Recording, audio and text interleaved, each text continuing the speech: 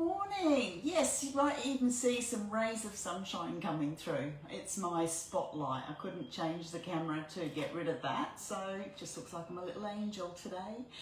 So on Sunday, I'm doing a workshop with my team and we're going to be doing back to basics, how you save money with your Thermomix. So one of the things I'm pre-making is some goat cheese. So the recipe is on Cookie-Doo, but I've adapted it to my style. So I've been fermenting this overnight. So it's actually, I meant to come to you about an hour or so ago, but got waylaid. So what you need when you are making goat cheese is goat milk.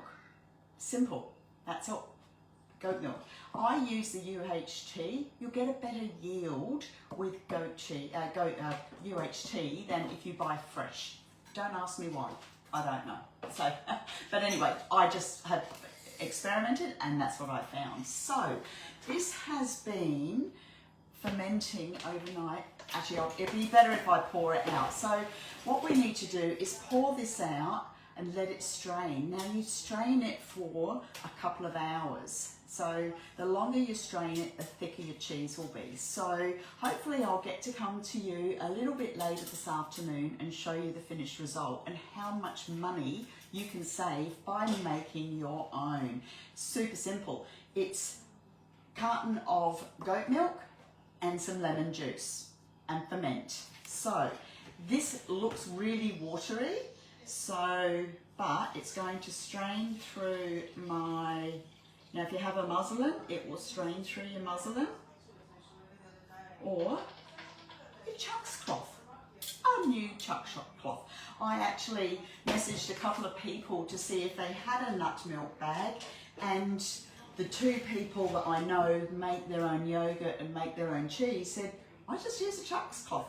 And I've given you that tip before, so I thought I might have been a bit weird, but obviously I'm not the only weird one around. So basically, I'm just pouring this out to prove to you, and I want to show the people at my workshop on Sunday. So if you live locally and you want to come to an in-person workshop, please reach out and I'll give you the information, okay?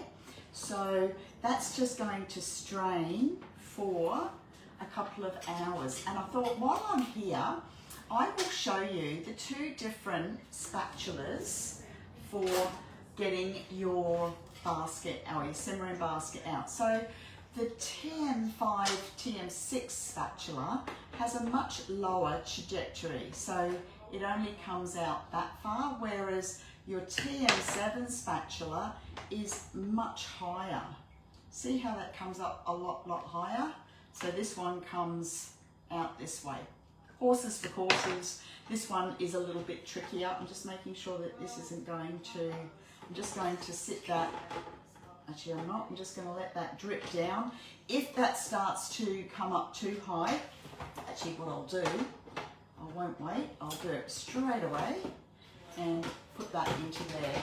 So that is my curds and whey, Little Miss Muffet. So you can see there's quite a bit of liquid there. I will endeavour to come back to you. So what we need to do with this, after it's strained and it becomes your cream cheese basically, if you've ever bought goat cheese in the supermarket, I'm going to have a photo of the one in the supermarket. It's about $10 for a little block. This costs less than $5 and you get 3 times the amount, but I will weigh the amount of cheese you get. For a litre, you get about a 300 gram block of cheese. So, and this, your whey, you can use in your bread.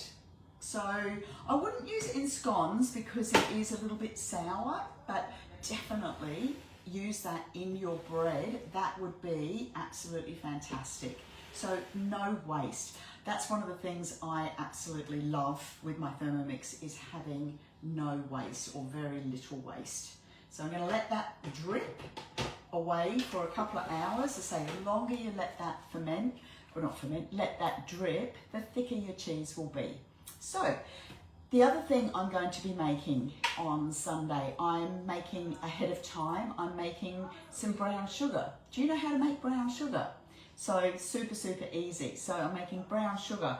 I'm going to be making some golden syrup. We're also going to be making condensed milk. We're doing normal yogurt. We're going to be doing what's in the bottom of the fridge soup. There's going to be so much learning at this workshop. As I say, it is an in-person workshop, but I'd love to know, would you love to see a cooking class style workshop live? If so, please make comments and let's see if we can make something like that happen. Anywho, that's all for now. I will see you all this afternoon when my cheese finishes dripping away. Okay, take care and I'll see you all on the flip side. And remember, hashtag replay if you're watching this a little bit later. Bye.